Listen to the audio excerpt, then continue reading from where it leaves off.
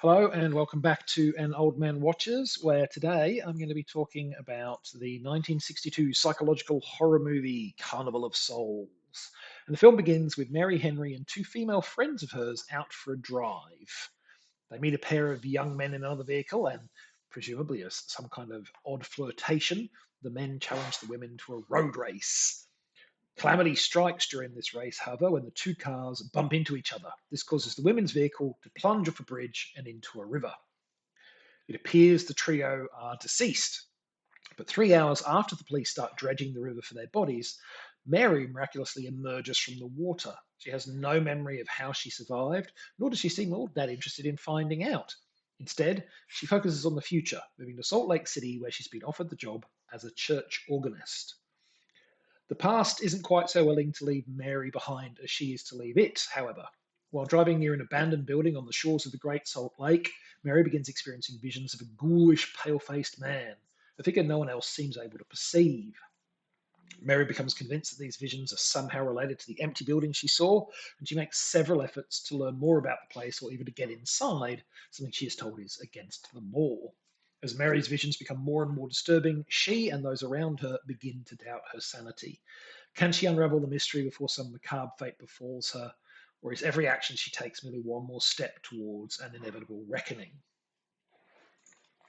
Carnival of Souls was produced and directed by Herc Harvey, whose background was actually in educational movies.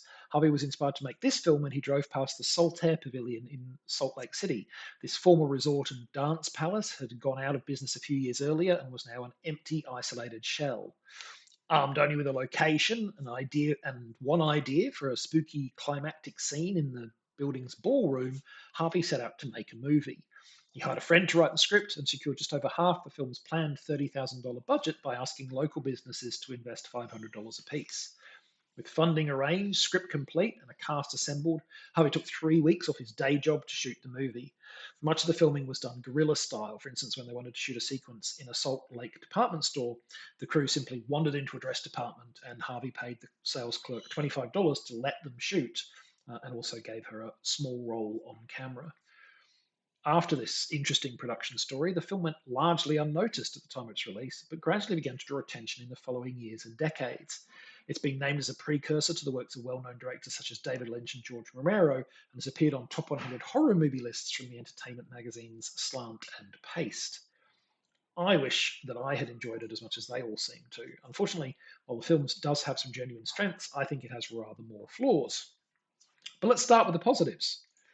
Carnival of Souls has been widely praised for its visual and sound design. For instance, the Time Out Film Guide commended the film's striking black and white compositions, while a review in the Washington Post said that Harvey's camera work made the most mundane places and people imaginable seem like ghastly hallucinations. And the score has similarly been praised for its spectral presence. Of the two, I think the visuals deserve more praise. For one thing, you can do a lot of your sound work in post production. For another, while the score is good, some of the more basic elements of the sound, such as post production dubbing in of dialogue, aren't especially well executed. The shot composition and lighting, on the other hand, are very much things you have to get right in the moment. That's not an easy task even for a big budget film, let alone for a tiny production such as this, working 7 days a week and often shooting guerrilla style. So it's certainly impressive that the movie is so visually stylish. The camera work uses light and shadow in interesting ways, and shots are structured to maximize a sense of eeriness and dislocation. There's a strong and coherent aesthetic on show here with a talent for revealing the macabre in the mundane that I can absolutely see being echoed in George Romero's zombie classic Night of the Living Dead. The problem is that however baroque and stylish the cinematography might be, it's ultimately all just surface gloss if the script lacks enough momentum to keep me engaged. And that was very much the case here. The truth is that despite Carnival of Souls' well designed visuals and occasional eerie sequences, far too much of its actual runtime is given over to talky talk, talk, talk, performed by actors of, frankly, at best, mediocre talent. So as I watched scene after scene of two people having a stilted conversation, I could feel the incipient tension leaking away into tedium. Even without that, though, I think the film would founder. Women catches a glimpse of weird looking guy every 10 minutes or so is not actually all that scary when the guy never does anything.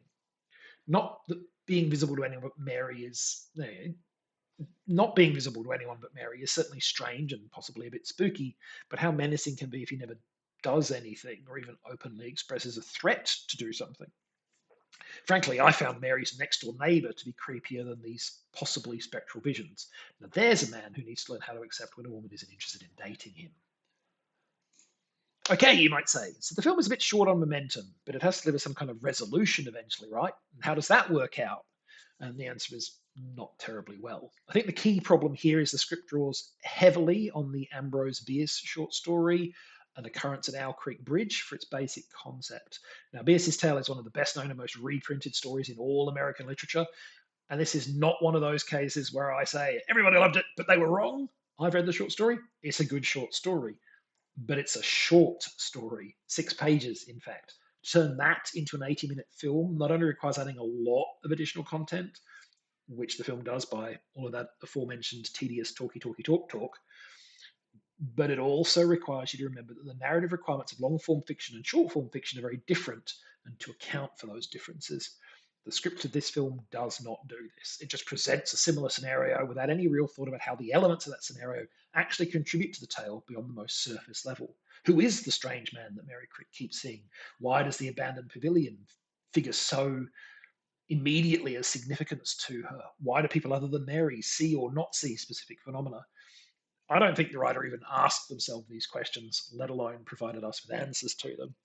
So, unless your tastes run strongly towards art house cinema, this is only worth a watch if you're deeply interested in black and white photography, because the visuals are as good as everybody says. It's just a shame about the rest of the film. Next time, since he came to Hollywood in the mid 1980s, Dutch director Paul Verhoeven has been known for producing edgy, sexually charged material. Some of these have been big hits, such as Basic Instinct, and some, such as Showgirls, were big misses. Also falling into this second category was his very first English language release, the 1985 dark historical adventure and, frankly, softcore skin flick, Flesh and Blood. But that's for next time. Until then, thanks for watching. I hope you enjoyed it. And if you've seen Carnival of Souls, let me know what you thought of it.